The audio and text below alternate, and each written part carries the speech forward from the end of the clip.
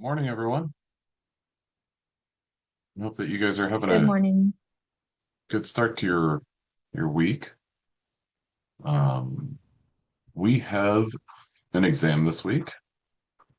Our exam is on Wednesday. It will take place during our regularly scheduled class time. Um, in the event that you have accommodations for additional time, I know that at the beginning of the semester I suggested, talking to the testing center and seeing about coordinating taking your exams there. If you're able to do that, fantastic. I haven't gotten any emails from the testing center though. They usually request the exams. And so I presume that that doesn't apply to anyone. But if something happens and you arrange that, then great. Um, Other than that, though, um,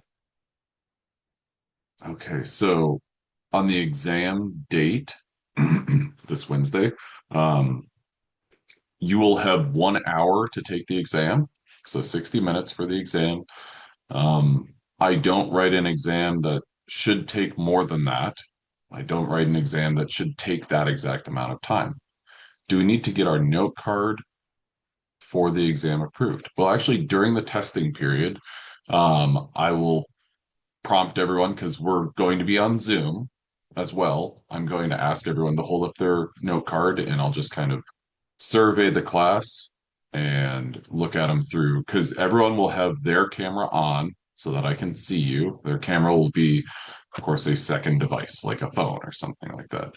Um, okay, so to answer the question of do we need to get our note card approved for the exam? Not pre-approved. That will be done basically at the beginning of the class period. Remember, your note cards have to be 3 by 5. So if you come with a full sheet of paper with all of your notes written on it, then I'm going to decline that. Um, you can have a 3 by 5 piece of paper that has your notes on it. It can be handwritten, it can be printed. It's your call there. Now, um, the way that the test is going to work, how many note cards would can we have? Great question. One. Um, so the way that the test is going to work, you're going to take your exam on Canvas. Yes, front and back are both fine. You will not need your webcam on, but you will need something like a phone that displays kind of a side view or a rear, like over the shoulder view, so that I can see the workspace in front of you. If you have questions about that, please let me know. Um, Whenever you log into Zoom, then I will give you a code that indicates that yes, you indeed were in the Zoom. Um, it will take 60 minutes to take the exam maximum. The exam is going to be about 35 questions, and it's going to be kind of an even distribution of everything that we've covered, the first basically 3 chapters. Um, I want to, the thing that I think most people are, I don't know if I would say concerned with, but probably curious about is how do I set up this second device so that I can, so you can see what you're looking for. One thing that I would recommend is at my workspace, at my desk, I've got like, I've got a little bookshelf. I was going to get some of my old textbooks, or what I would do is I would get some old textbooks, like a dictionary or something maybe, and basically just set my, stack up the books and then have my phone kind of lean against it. And my phone is logged into Zoom, and that's going to be capturing the workspace. Um, Now, I think a very good question for y'all is how do I prepare for this first exam? I've given you some suggestions like take the slide decks and put them into Gemini. How have people done on this campus? How have people done this on campus before? I have classes right after this one in person. Well, I have had some folks who, there was one student who took her exams in Supple, the biology building, and then another student, yeah, take them in Alkek. Um, and they basically just find a quiet area. And essentially, yeah, a quiet area is totally subjective, but what they've done is they've kind of found like a corner in a room. They found a corner and they've gone and they've set up their phone leaning against the wall, and then they've sat right down on the floor. Um, thank you very much, Marvin. Yeah, so Alkek is a great resource for you guys. Um, so things to think about when preparing for this exam. Here is a link that shows the learning objectives for this first exam, kind of the things that go through the first three chapters. If I use Zoom on my phone for class, will we also log into Zoom for class, and will there be two logins? You'll use your phone to log into Zoom. You will not have to have a second login. So your computer will be reserved for um, taking the exam. You will not, Zoom will not need to be open on your computer. Does the phone Zoom also need to go through the SSO? Yes, it does.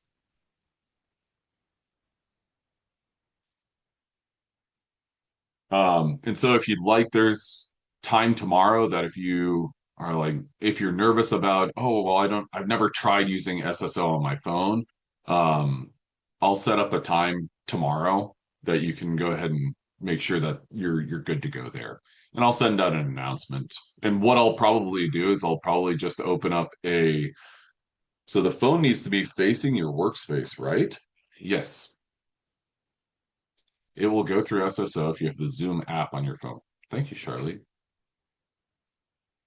Um, okay, so the link that I just shared with you is learning objectives. In addition to that, I made a practice exam. I posted it the other night. I'm going to grab practice exam.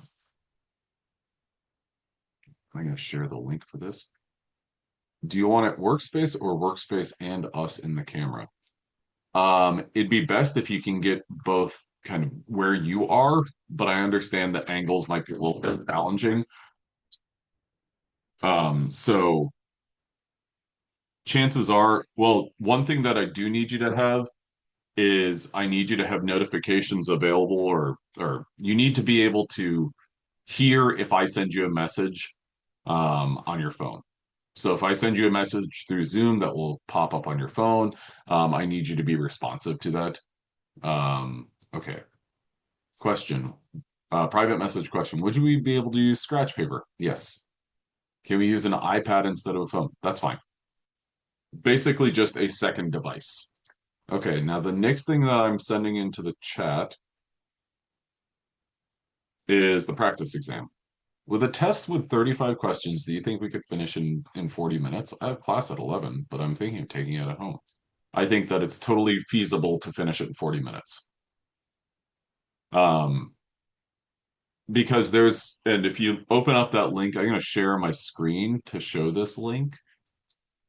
There are some questions that I would just characterize as like low-hanging fruit.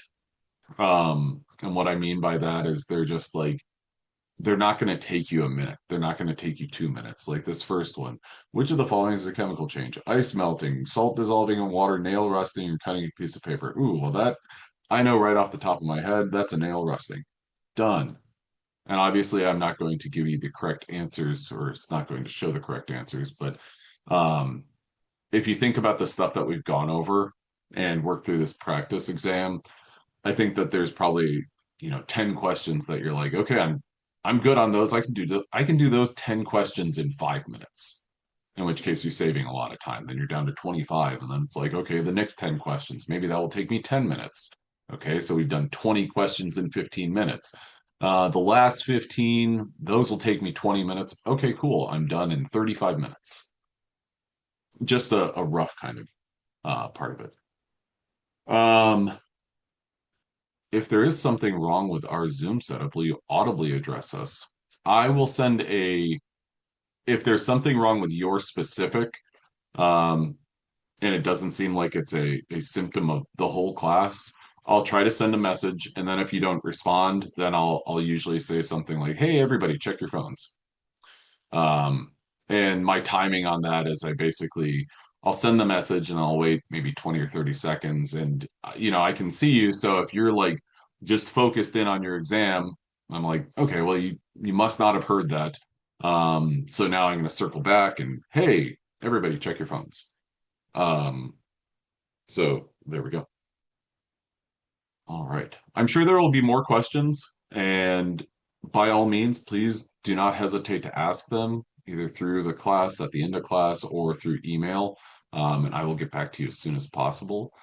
But in the meantime, what I want to do is wrap up this last little bit of chapter number 3. And so I'm going to go full screen on that. We're on slide number 12. While I'm getting that set up, the first thing that I'm going to get going is our opener questions for today. So Monday openers. I've got 2 questions for our openers. And these are, yeah, I think they're fantastic questions. Go ahead and answer those when you have the chance. I'm going to leave these opener questions up for 5 minutes, just like I always do. Then I'm going to grab my stylus and we will go ahead and get cracking. So, what we've been talking about in chapter number 3 is the structure of an atom. We've talked about, and in the previous chapters, we've talked about molecules. We've talked about molecules, compounds, classifying different things. Um, and in chapter number 3, we got into looking at the atomic structure of something. Um, we went over our first 2 subatomic particles of protons and neutrons. Should be showing up. There we go. Protons, neutrons. So we talked about protons and neutrons, and we talked about these 2 things being the things that basically carry the weight for an atom. The last subatomic particle are electrons. They have no mass, um, or they have virtually no mass. For all intents and purposes, we can say that they have no mass. Now, that might lead you to think like, oh, well, electrons don't matter, or they're not important, they're not significant. Or, I think most of y'all are probably asking the question, okay, well, if they don't have any mass and they don't contribute to the mass of an atom, what do they do? Well, as it turns out, electrons are pretty significant because electrons determine the chemical properties of an atom.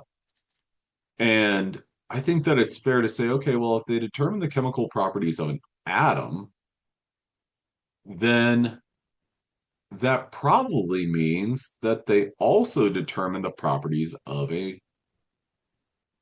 molecule.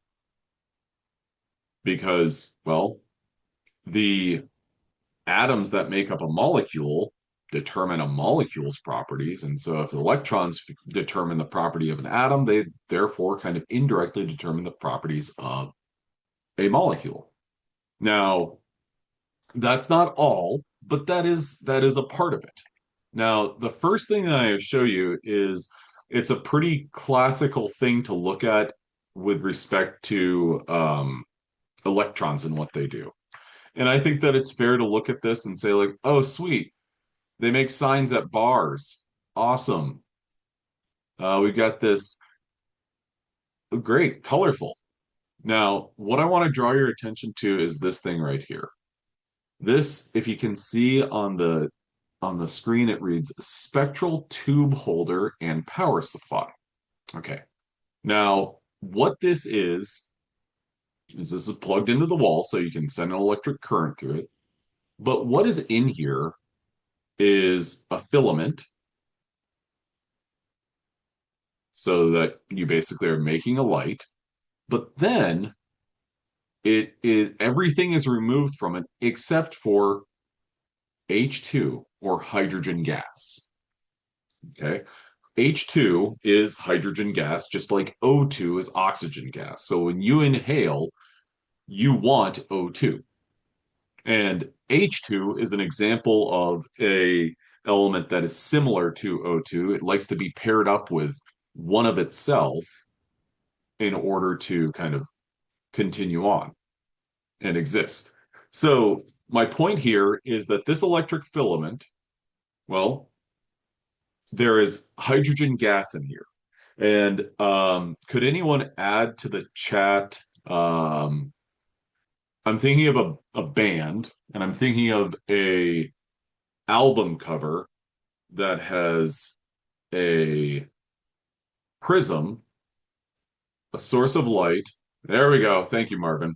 I'm thinking of Pink Floyd's Dark Side of the Moon album cover. If you're not familiar with that, I would bet that you've probably seen it. Maybe you're not a Pink Floyd fan, that's fine.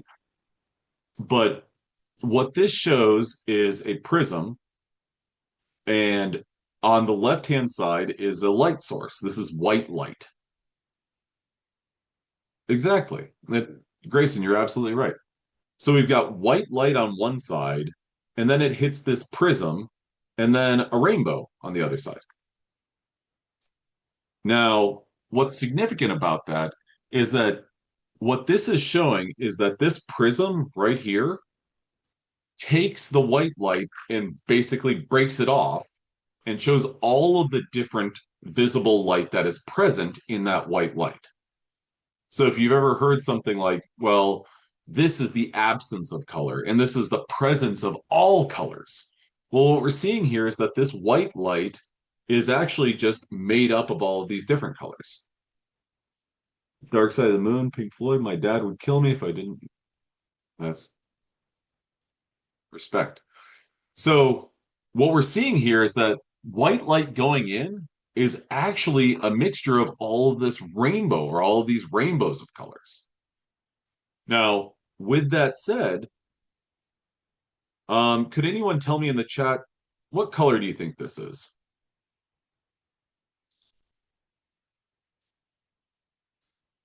Pink, yeah, pink, purple. Okay, well, this is the way that I always see this is if you've ever seen the movie The Devil Wears Prada, there's a scene where there's a like that's not blue, that's cerulean. If you've ever seen that movie, okay, great. At least one person has. Um, this I look at this and I'm like, hey, that looks pink or purple, and then I think, no, this is magenta. Your IP address was used without your knowledge or consent to visit.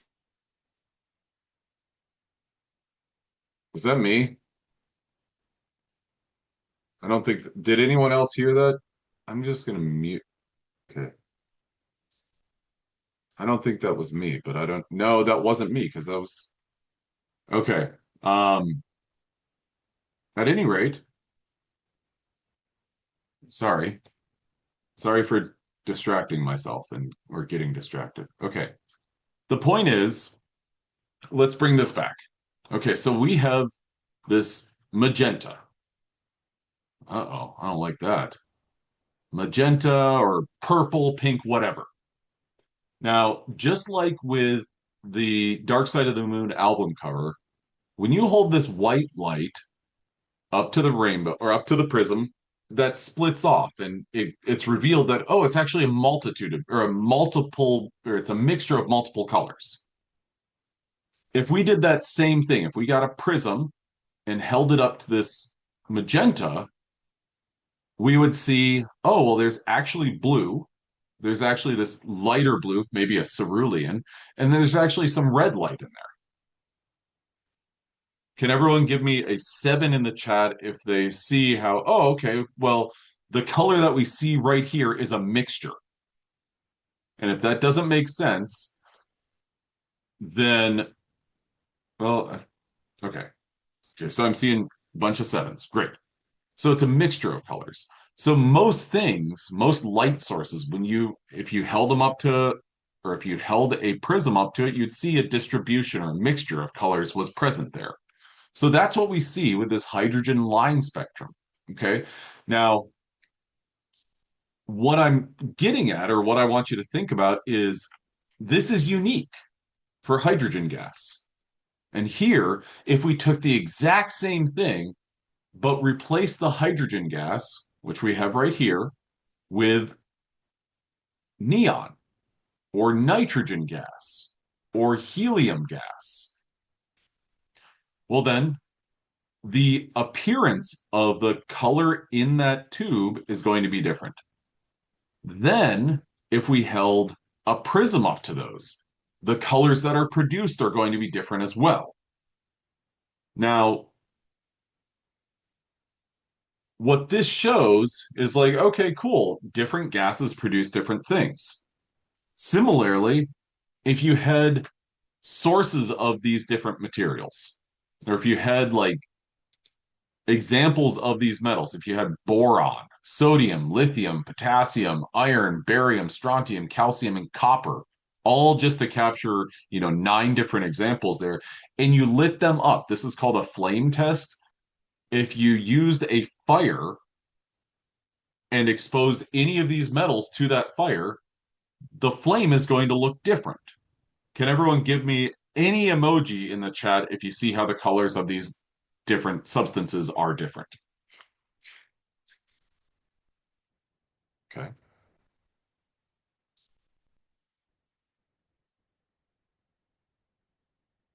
Now, on one hand, you might, and I remember the first time I learned this, I was like, oh, cool. This is great trivia information. If I'm ever on Jeopardy, I'm going to be able to tell you that barium is greenish. Same thing with copper, greenish blue. Great. Now, when you look at these different colors, is there anything that comes to mind, maybe like a middle of the year or a beginning slash end of the year celebration, and maybe ways that you go to public places and you maybe watch up into the night sky? Fireworks. Absolutely. When you see next time you see a green firework, why is potassium the only pink one? Well, potassium's okay. To answer that question directly, I don't know, but there are other substances that would burn with a similar color to this. Um, Now, what those different substances are, I'm not exactly sure. But next time you go and watch fireworks or see fireworks and you see the different colors, that's because there are different chemicals that are burning. And here's kind of an example of that. Well, if we look at this metal, which metal might this party candle be? Well, boron's off the table, so I'm going to cross out B. What about lithium? Oh, that's possible. Barium. Barium's a green. I see kind of a red. Honestly, if you've ever watched the Lord of the Rings movies, that looks like the Eye of Sauron. And maybe I mispronounced that. But and then last but not least, copper. Yeah, it's not copper. So our best answer option there is, well, this is probably lithium in there. There's probably lithium in that wick. Now, again, you might think, oh, cool, trivial information, but it's actually not quite that simple. And not to say that it's super complicated, but what these colors indicate, and I'm going to skip ahead here, is the different colors indicate or reveal electrons and energy levels. Okay. Now, if we think about a, let's think about a nucleus. I'm going to use N to denote a nucleus. Now, let's say that your nucleus has 5 protons. Okay. That means we've got 5 positive charges, right? Okay, so we've got those 5 positive charges. Those are stuck in that nucleus. They're very concentrated, they're localized. Now, if we put one electron there around that nucleus, and then we put a second electron, those 2 electrons, they're kind of, are they going to give me a Y or N in the chat? Are they going to be attracted to the nucleus?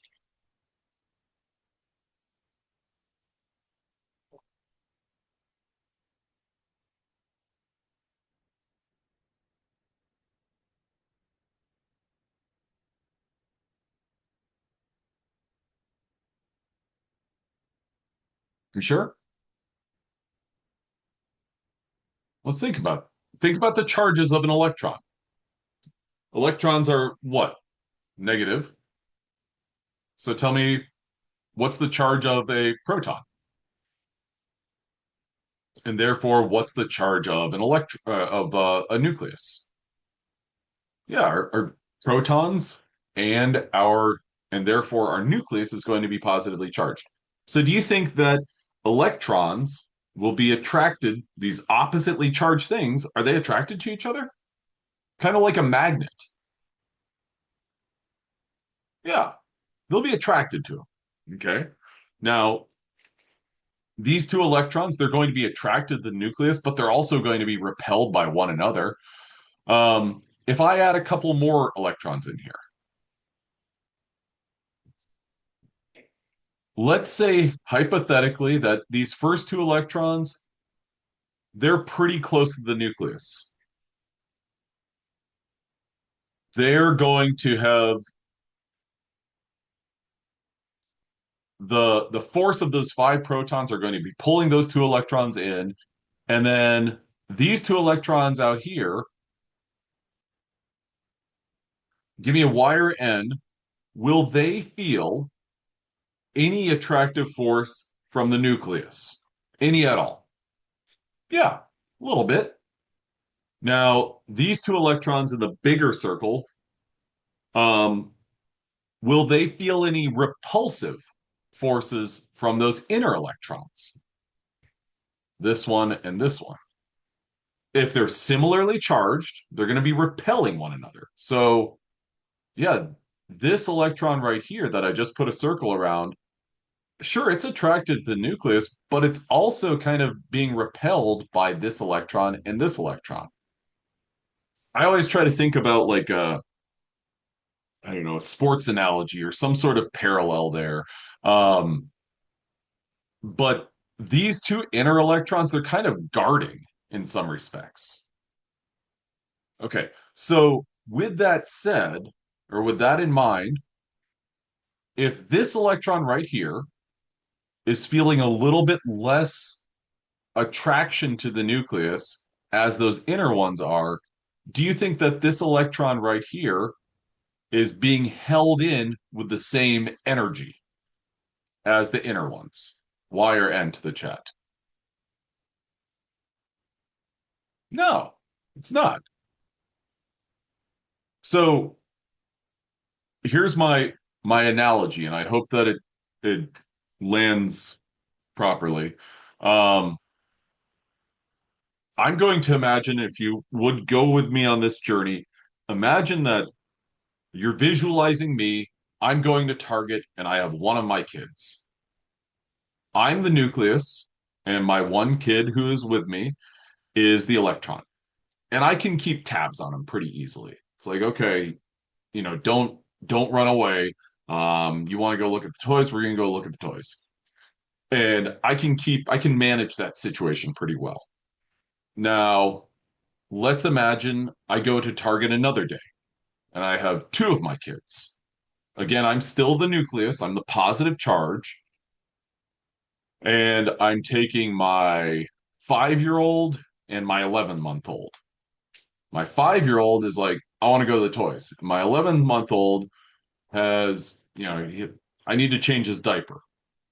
I tell my 5-year-old, hey, stay by me. And he's like, no, I need to go to the toys. And I'm like, well, I got to do this diaper right now. I'm the nucleus. I am going to focus on doing the diaper. That is my highest priority. So that's my localized, my closest electron. I'm keeping him close. I'm doing that diaper. What has happened to my 5-year-old at this point? He's stubborn. He's independent. Is he like, okay, yes, father, you have given me a compelling and alternative idea. I will stand by you while you change this diaper, and then I will be ready to go look at the toys then. Yeah, Vivian is absolutely right. He gone. He's looking at the toys. So the force that I was like, the force and control that I had over the situation, well, it was, yeah, I gravitated towards those local electrons, but the other one is gone. So what I'm getting at is these two, in my case, the two kids, they were at different energy levels. Okay. Now, if we can bring this back, and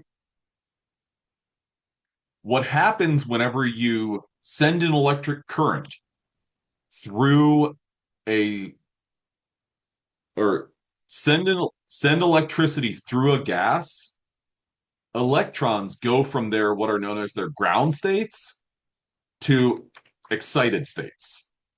So this right here, where I've just put an X, that represents the ground state where all electrons are going to basically start out. Whenever you send an electric current through them, they get excited. So they go up. And then they eventually will settle back down. And as they settle back down, they're going to release visible light. So the point that I want you to take away from this is that these different colors, so this one, and this one, those all represent electrons and different energy levels. So when we look at something like this flame right here, or this flame right here, electrons that surround the nucleus of copper, or electrons that surround the nucleus of lithium, they get excited, they go to a different energy level, and then they settle down and release colors or release energy that appears as a visible color. Okay. So the point here is that electrons get excited and they release light essentially when they settle back down. Now, I don't really have a comparison for an analogy with my kids or anything like that. But what I want you to take away from this is okay, when electrons are settling down, that's when light is released. Can everyone give me a one in the chat if they follow that?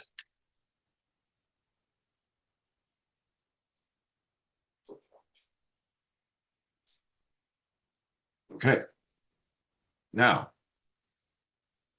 this is kind of a idea and a simple model for what that looks like. These dashed lines, these dashed blue lines are representative of these different energy levels. Now, there was this idea that, okay, well, we have these different energy levels, these circles that get larger and larger and larger, and that's where we put electrons. And over time, it was kind of put together that this model doesn't really make a lot of sense, or it's deficient. And so some researchers came up with this idea of a quantum model of electrons. And essentially, what this model is that electrons end up in different shaped subshells and orbitals. Now, what I want to do, and the way that I always like to think about this, is I'm going to circle something, and that I want you to know as an orbital of something else. So this right here, this red sphere that I've circled, is an orbital of the S subshell. In this orbital, you can put two electrons. Now I'm going to circle this right here. This is a orbital of the p subshell.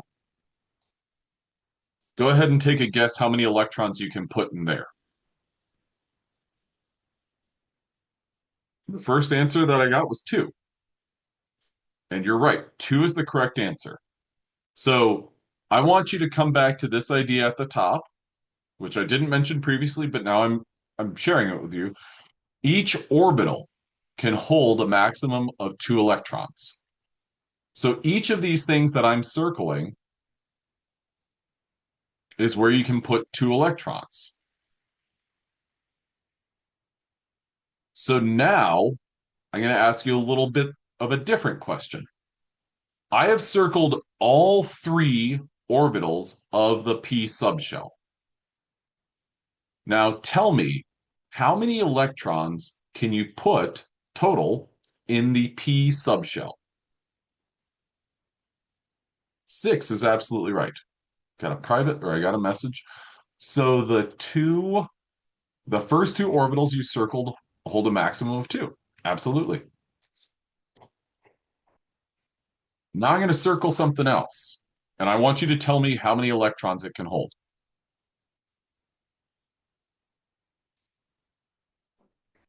Tell me how many electrons that can hold. I just circled it. It's at the bottom of the screen. Absolutely right. Now I'm going to circle or I'm going to underline something. I need you to tell me how many electrons it can hold.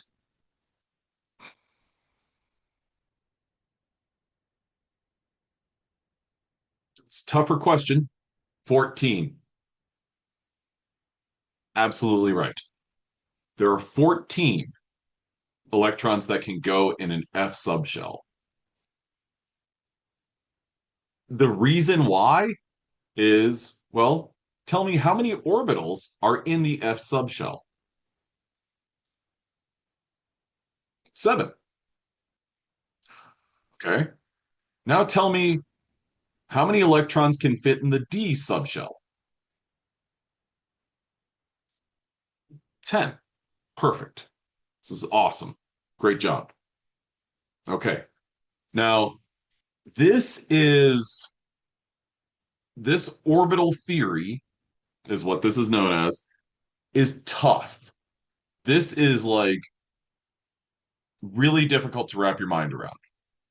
You guys are knocking out of the park the number of electrons that each orbital and each subshell holds, and that is fantastic. As soon as you're, where did the two electrons come from again? I didn't quite catch that. That was a private message. The electrons, I'm just telling you that when we talk about any atom, if you talk about an atom of iron or something, you're talking about an atom that has 26 electrons. Where are those electrons? Okay. So that question of where do the electrons come from, that's a fantastic question. We're going to come back to that a little bit more. Now, what I want you to do is work with me as we apply this. So when we go to the next slide, there we go, and we look at the periodic table.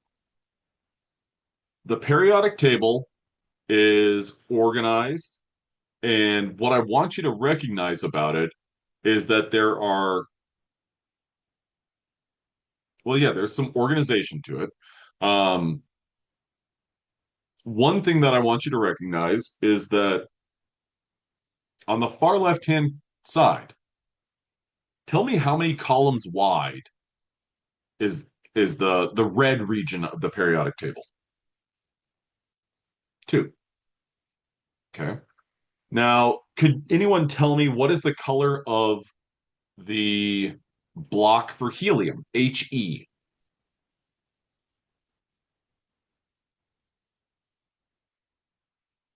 Helium is exactly.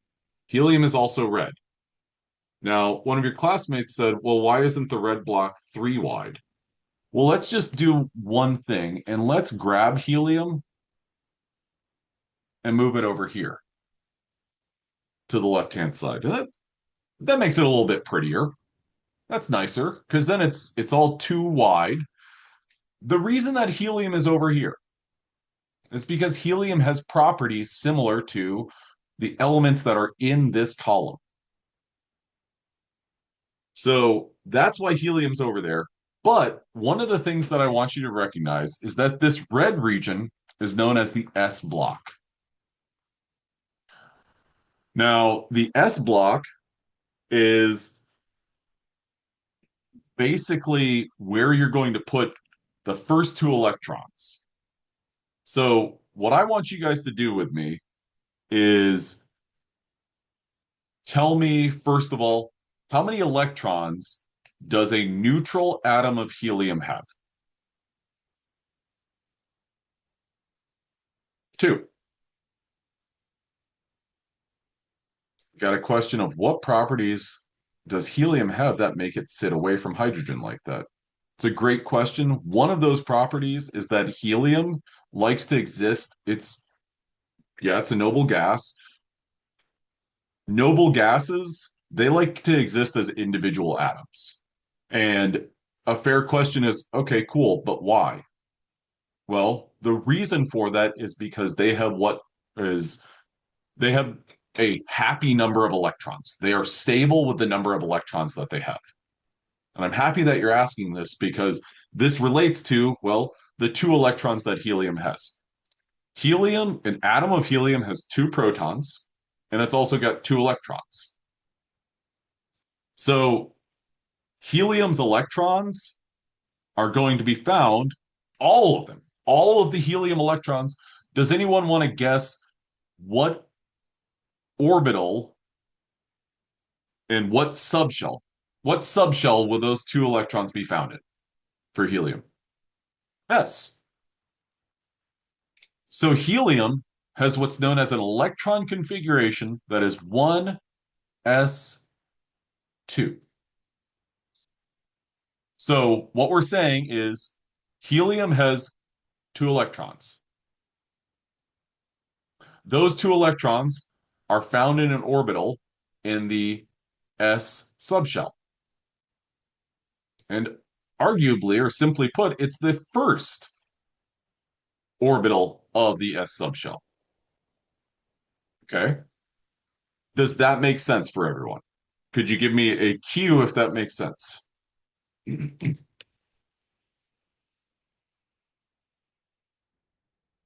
Great. Now, could anyone tell me what do you think the electron configuration of hydrogen is?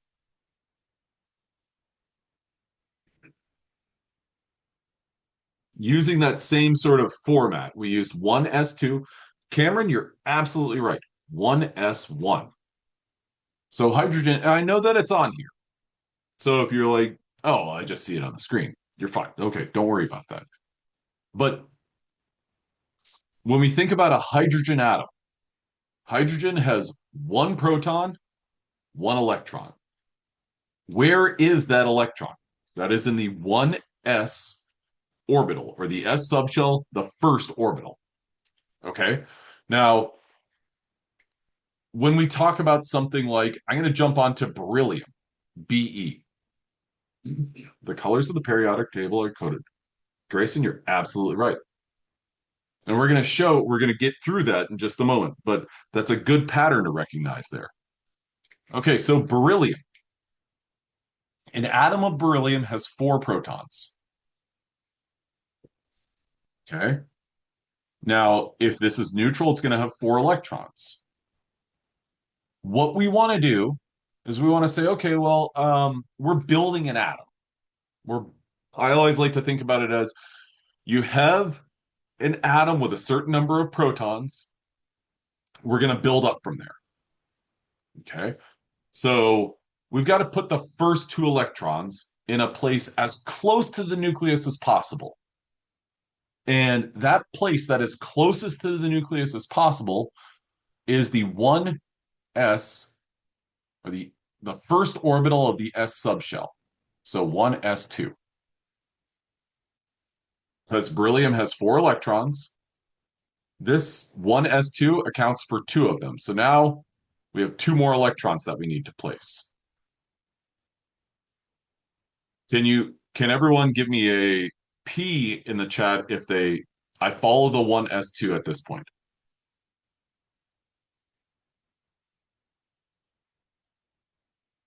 We say the first orbital of the s subshell, but isn't there only one orbital in the s subshell? That's a great question, John. Okay. Well, the way that is helpful for me to visualize this is I like to visualize it as our S subshell, or this orbital of the S subshell It's almost like we hit a nucleus and then we have a golf ball. It's a sphere, and we put two electrons in there. Now, those two electrons are the 1s electrons. So we've got a golf ball. Now, the next place that we can put electrons, well, happens to be also spherically shaped, and that is known as the 2s, or the second orbital of the s subshell. So this is a sphere. It's spherically shaped. I always think about this as like a tennis ball. So these pictures right here, all of these different orbital diagrams from these pictures, they all came from very, very complicated and advanced statistical modeling. So the first two electrons on every single atom are going to be found in the first orbital of the s subshell. So tell me y or n. Does tin, Sn, does that have, or how many electrons does that have in the 1s orbital? Two. What about polonium? How many does that have? Two. Everything on here is going to have a s subshell and a first orbital of that. There is one atom that will not have a complete, or will not have a full 1s orbital. Can anyone tell me what that is? Hydrogen. Everything else has two electrons in the 1s orbital. Now, when we go on to put our third and fourth electrons into this atom, they're going to be really close to the nucleus, but not as close as the 1s. So those will end up in the 2s, spherically shaped orbital that's just slightly larger. So this would be 2s2.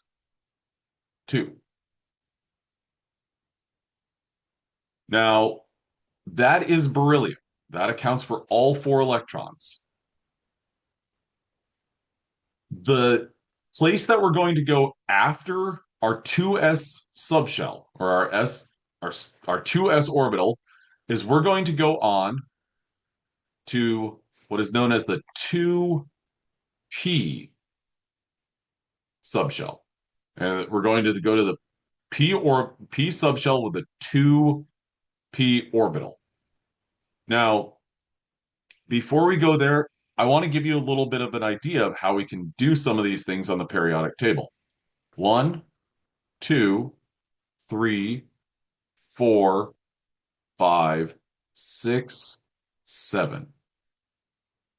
We can we can number these rows on the periodic table, and that gives us a little bit of a head start for identifying our subshells. These are known as principal quantum numbers. Now, when you look at the P block, can anyone tell me how many columns wide the P block is?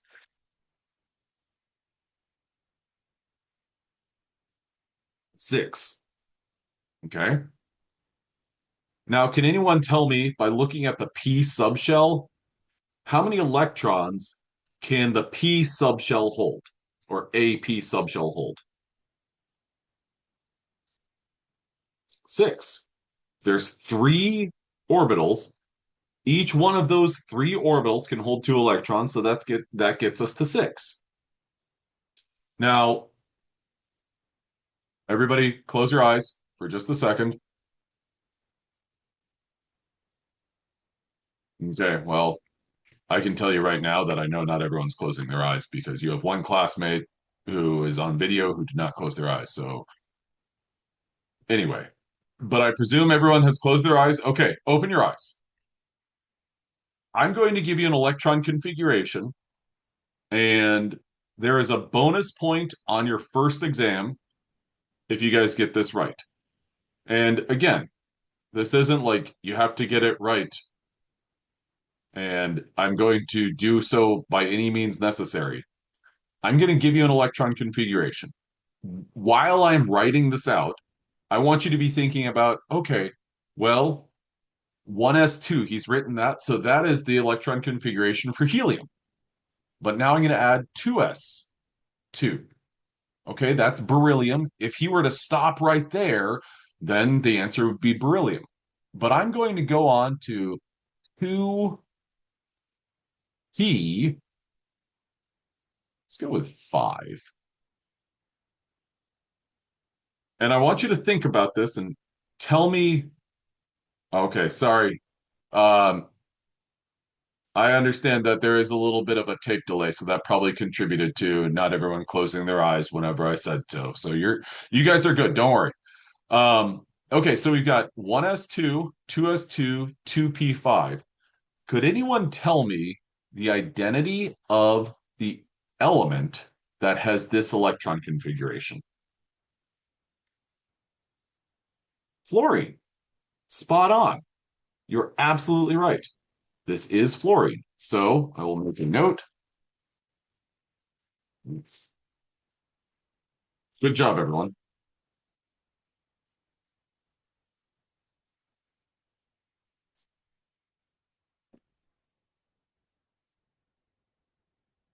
Actually, you know what? I think I'm gonna put that in participation. Yeah, it's gonna be a participation bonus point.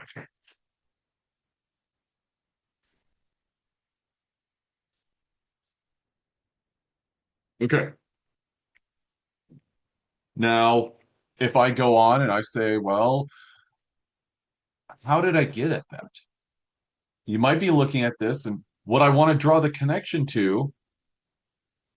So 1s, I got a question. Can you re-explain the two at the front? So I presume that this number right here, 2, 2, and 1, those are known as the principal quantum numbers. I think a good way to approach the principal quantum numbers is to think about, okay, where is the element that we're looking for, that we're kind of analyzing, and which row on the periodic table is that? Now, I always approach this as I'm building something. So my first subshell is going to be my S subshell. Now, can anyone tell me how many total S subshells can I possibly have? If I were to go, well, yeah, what's the maximum number of S subshells? Okay. You see two is an answer option. Now, let's think about this for a second. Oh, I saw, I've seen two people put the correct answer in, three people. We first went to the one and then two. Those corresponded to the rows on the periodic table. Is it possible, do you think, to have a 3s orbital? Yeah, sodium has a 3s. What about francium? What would francium have? 7s. Can you tell me how many electrons does francium have in its 7s orbital?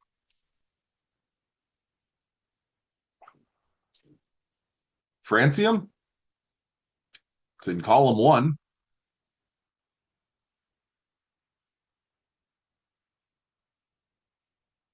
Francium's only going to have 1.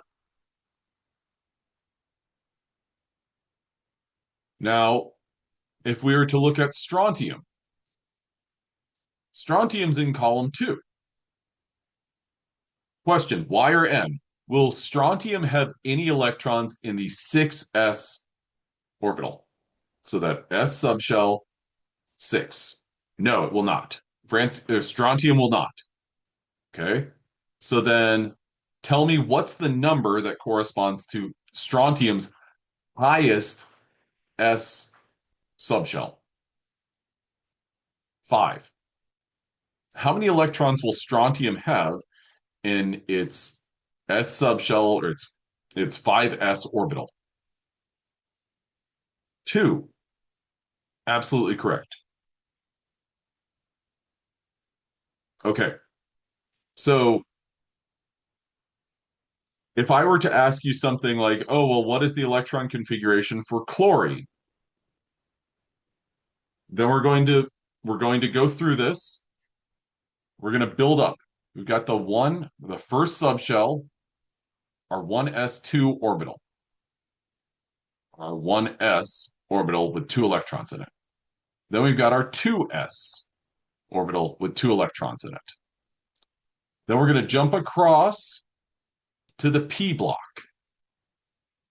The p block, this is still in row 2, so I'm going to say 2p.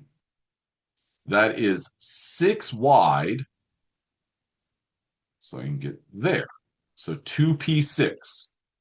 Can anyone take a guess where I'm going to go next and add it to the chat?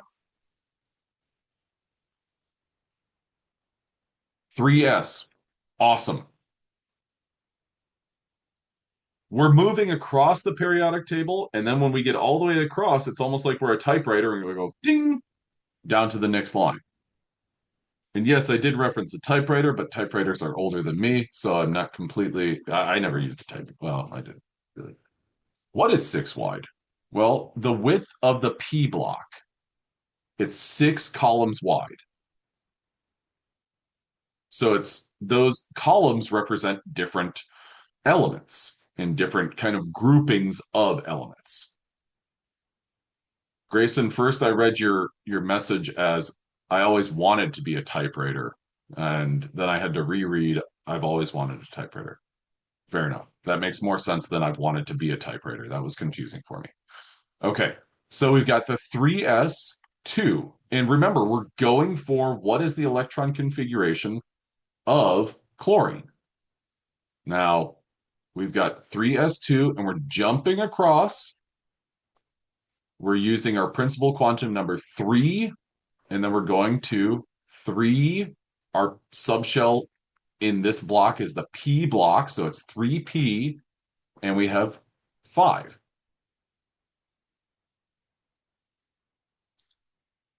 So that's what we're going through this process of building something up. Now, all the while that we're doing this, another approach, like there's a number of different ways that this sort of question can be asked. Not only, hey, what is this electron configuration? But I could also ask, well, based on this electron configuration, what element are we talking about? And in order to do that, what you can do is add up the exponents. When you add those exponents, 2 plus 2 is 4, plus 6 is 10, plus 2 is 12, plus 5 is, what is that? Tell me in the chat, somebody. 17. So when you add those exponents, you get to 17, and lo and behold, that is our atomic number for 17, or for chlorine.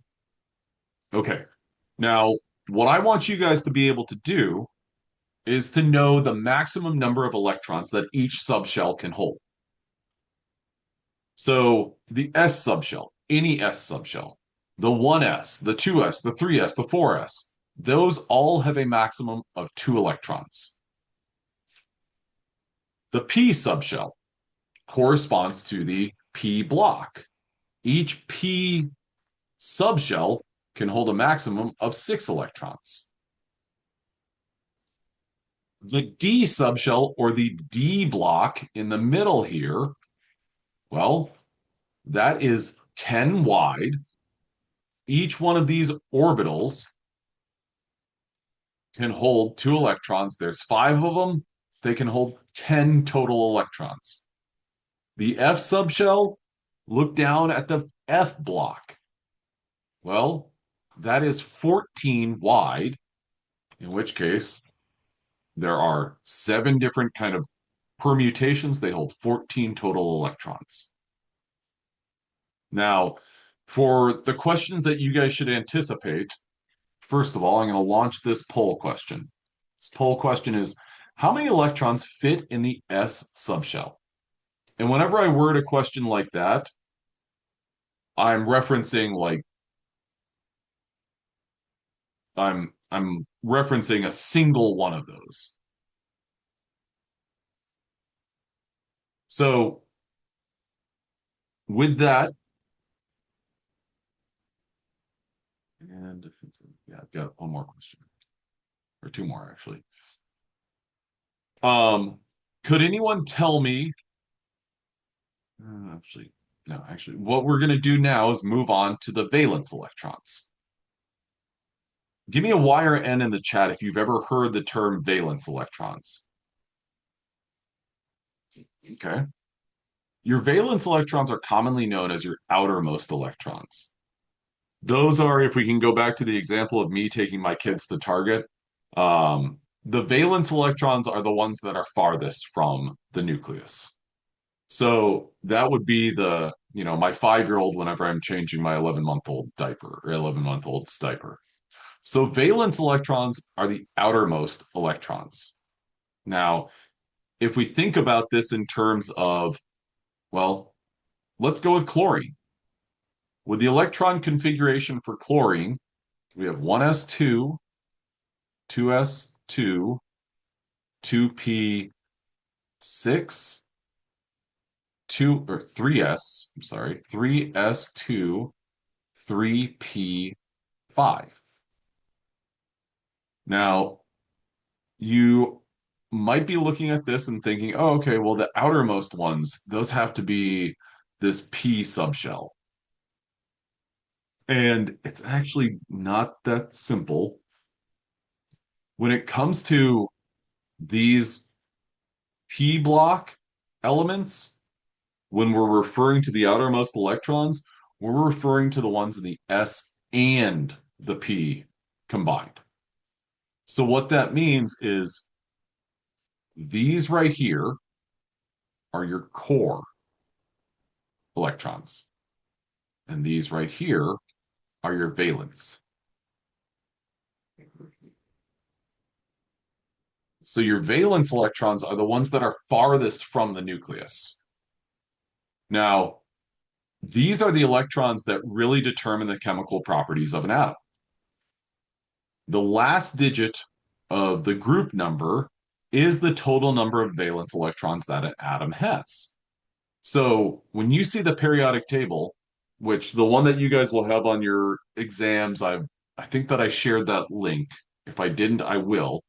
Um, when you're looking at a periodic table like this, and you wouldn't see this highlighted, but if you see 17, I want you to think, oh, okay, 7. All of the elements right here have 7 valence electrons. What about here? Oh, well, these all have 8 valence electrons. Now, with that said, though, remember, where does helium kind of also go? Helium kind of also goes over here because helium has 2 valence electrons. Could anyone tell me in the chat how many valence electrons does phosphorus have?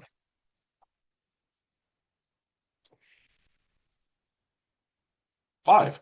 Perfect. I just stopped the poll question, how many electrons fit in the S subshell?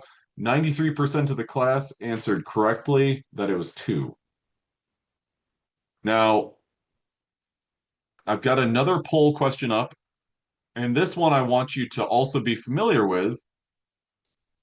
It relates to these subshells, but the shape of them. I think that everyone would agree that the S subshell is spherically shaped. I want you to think about the P subshell as dumbbell shaped. The D subshell as double dumbbell, and the F subshell as, well, that one's just kind of crazy altogether. And you could say that it's floral shaped, or, I mean, there's all sorts of different variations on that.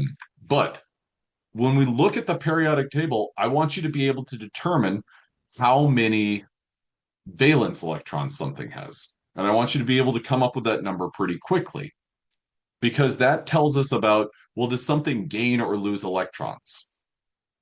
Now, when we look at classifying elements in the periodic table, we have group names, and we can classify something as a metal or a non-metal. A little bit of a spoiler. If you look right here at boron, will the electron configurations, will there be electron configurations or will it be on? There will be electron configurations on this first exam. Not a huge number of them, but I would think like one or two or something like that. Or questions about subshells. So that's a great question that came in as a private message. Um, what this periodic table shows you is the classification for different things. These more olive colored ones, these are known as your metalloids. Your metalloids, well, they have properties of metals and they have properties of nonmetals. I want you to think about cooking something. When you go to boil water on your stove, whether it's a gas or electric stove, heat is transferred from the range oven to the container to the water. And yeah, eventually the water will begin to boil. Um, so if you had a metal pot, well, that metal is going to conduct and transfer that heat. So that is a property of metal. Metal is also going to be good at transferring electricity. So, like copper wiring in a house or something like that. That's great for transferring electricity, but one of the problems is that it gets hot. Are we allowed to print out a periodic table to use on the exam? No, I'd prefer that you just use the one that is included on the exam, just because then I have kind of control over what you guys are seeing. Because there's lots of information on periodic tables, and I just want to use the digital one. And it limits, yeah. So no, I got that as a private message. So everything on the left-hand side of the periodic, yeah, over here, these are metals. Over here, these are nonmetals. Those metals fall into a couple of different categories. The first group, these are your alkali metals. The second group are your alkaline earth metals. This B block in the middle, those are your transition metals. Then over here, we've got our halogens and noble gases. So I want you to know alkali metals, alkaline earth metals, transition metals, metalloids, halogens, noble gases. Those are 7 different things that I want you guys to be familiar with. Now, just a second. Okay. I'm going to open up one more mid question. No, I'm not. We're done with mid questions for the day because we got 100% participation in one of those. But all of these things are grouped together because they have similar properties. They behave in a similar way. Now, we've talked about electron configuration, and that's actually a part of your discussion for this week. One of the things that I want to introduce to you guys, though, is I want you to introduce the idea of an anion and a cation. Cations are positively charged things. Anions are negatively charged things or negatively charged ions. So an ion is an atom with a charge. Now, I bring this up because we've been talking about subatomic particles, protons, neutrons, and electrons. Now, what would you say is the charge? Let's say that you're building an atom, and that atom has 7 protons. Tell me the identity of that atom.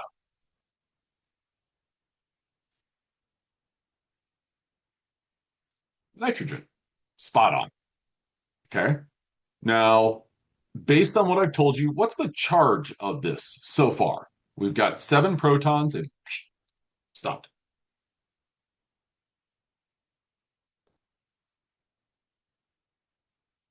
7 protons.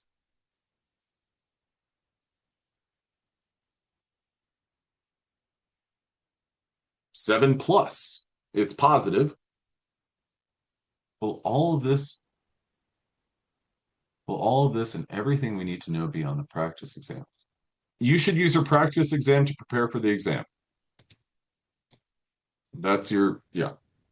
Um, there are some things we're talking about now, for instance, what this ion stuff, that's going to be on your next exam. Okay, so 7 protons means it has a 7 plus charge. What if I gave, let's say, 3 electrons? Now tell me what the charge of this atom is, or this ion. +4. Absolutely. It's kind of simple accounting. How many positives? How many negatives? What if you had this same ion and I gave you 5 more electrons, which would bring us to 8 electrons total? What's our charge now? -1. No, okay.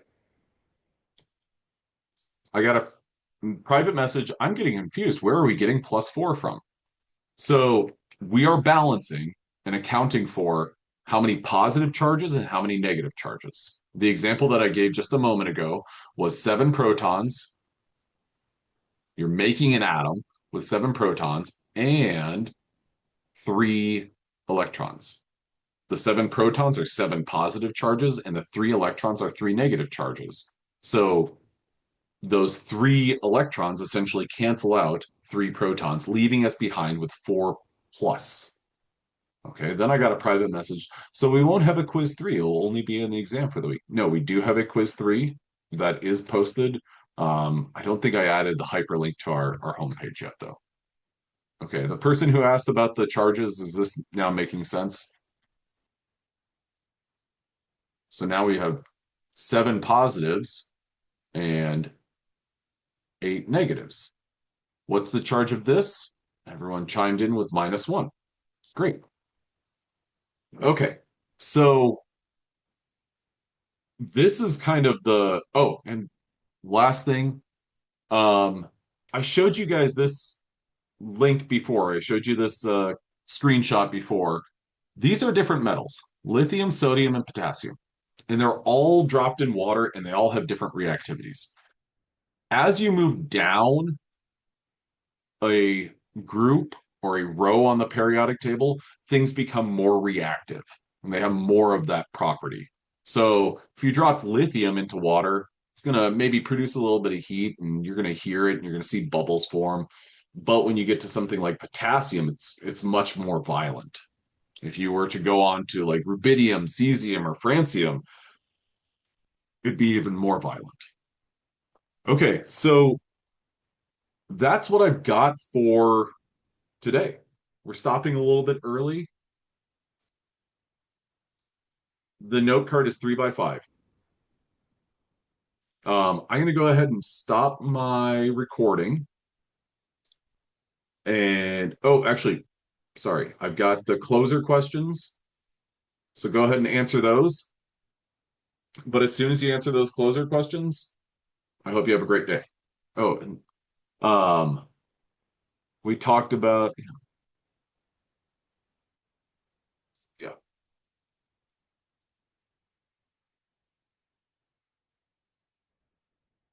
quiz 3 will only be stuff from last class. Last week's stuff. So Monday and Wednesday, since we met both times last week.